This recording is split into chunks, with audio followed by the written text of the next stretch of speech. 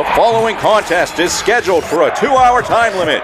Introducing first, coming from Pittsburgh, Pennsylvania, wrestling reporter and columnist Justin Lawler. And his opponent, you. Call, tweet, email because you can go one-on-one with Justin Lamar in Wrestling Reality right now on Trib Live Radio.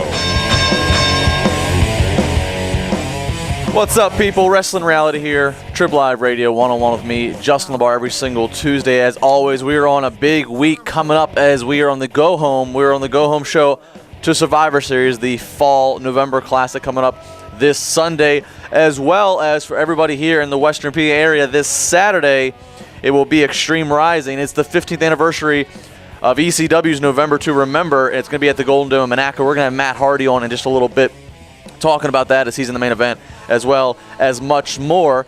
But let me get into what's really kind of getting at me right here, and that is the entire segment yesterday on Raw, the return of Jerry the King Lawler. Obviously, you don't have to be, everybody knows, it's happy to see the King back. It's great that, obviously great that he's alive, great that he's back in his commentary role. He got his ovation. He got to say his words of thank you. And then here comes CM Punk and Paul Heyman. I had said it as soon as the show opened, and Lawler obviously wasn't going to open up the show, and they went with JR and Michael Cole. I tweeted, I said, they're holding Jerry Lawler for one of the turns, one of the hours. And that should have been your first clue that something was up. They're holding it for a reason. Then as soon as he comes out, I said, I can feel a heel spot coming on. And why wouldn't you? Here comes CM Punk and Paul Heyman. They take shots at Lawler. They take shots at his heart attack.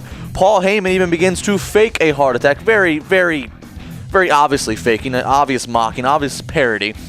Some people had a problem with this, and I literally say, lighten up. Look, I can respect and understand the fact, people may have, they have delicate taste, or maybe they've had a heart attack themselves, or they've, had a loved one have a heart attack in situations. I can understand everybody's taste is different. I'm not saying you have to like it, but the outcry that I've heard in the last day, come on. 1 minute, we're counting days for Linda McMahon to lose a Senate race so we can drop PG rating as if that's going to happen. Now, oh my God, let's cry for help because we're doing the unthinkable. We're mocking a man's heart attack. Look, Jerry Lawler's old school.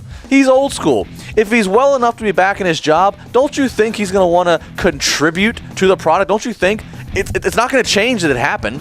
Nothing can change that it happened. The good thing is he's okay. So if he's back to work, of course he's going to want to use what is an emotional segment to catalyst great heat for the top heel champion 6 days before one of the big pay-per-views of the year.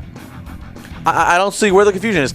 Need we not forget 1996 spitting raw whiskey in the face of Jake the Snake Roberts, who was very well publicized that he was trying one of his many times to remain sober?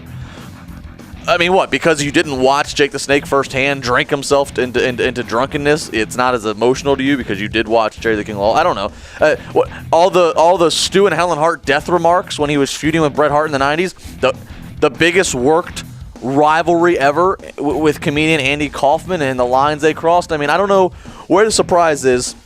Bottom line is, Jerry the King Lawler knew that the segment was going to happen. So if he knows the segment was going to happen and he's okay with it, I don't know why everybody else is getting all bent out of shape about it, okay? If Lawler was not yet out of the hospital, or even if Lawler wasn't even there, I could see there being an issue because that can come off as disrespectful.